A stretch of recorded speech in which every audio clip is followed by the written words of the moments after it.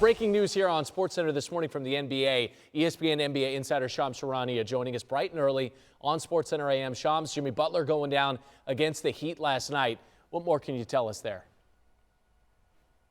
Randy, sources tell me Jimmy Butler has been diagnosed with a season-ending torn ACL. His season is over. He faces a recovery timetable of really the next calendar year, and this shatters the hopes that the Warriors had this season of contending for a championship around Stephen Curry. The Warriors had been playing their best basketball of the season, 4 straight wins, 12 of their last 16. And Jimmy Butler, since he arrived in Golden State, has lifted this team to having a chance in the Western Conference. They have a 676 win percentage since he joined the Warriors last February. And even this season, he's had one of his most efficient seasons in the NBA. One of 4 players that have 20 points per game or more, an assist-to-turnover ratio of 3 or more, joining Nikola Jokic, Shai Gilgeous-Alexander, and Jamal Murray. And so he's turning 37 this summer. He faces a lengthy recovery, so a lot of questions about his future. But for the immediate future of the Warriors, this really puts a dent in their chances to compete for a championship.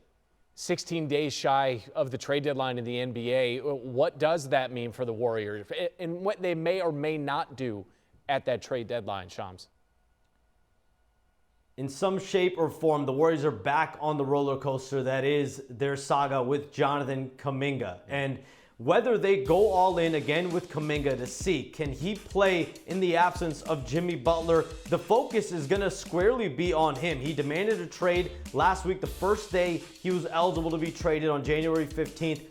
My sources tell me the relationship between him and Steve Kerr is fractured beyond repair. So do you go back to Jonathan Kuminga now, given the state of the relationship, or here in the immediate future, do you try to find a deal out there on the marketplace that can help the Warriors win and compete without Jimmy Butler? That's a gaping hole for this team. So 2 teams that have interest in Jonathan Kuminga, the Dallas Mavericks and Sacramento Kings. So does a player, say DeMar DeRozan, does that fit the bill of what the Warriors could need without Jimmy Butler? But one way or the other, the Warriors are about to find out where they stand with Jonathan Kuminga this season. Fractured beyond repair stands out to both Gary and I in studio. We're like, oh boy.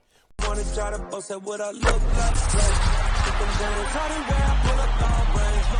Jimmy with the heat, I'm on fire. It's NBA on ESPN.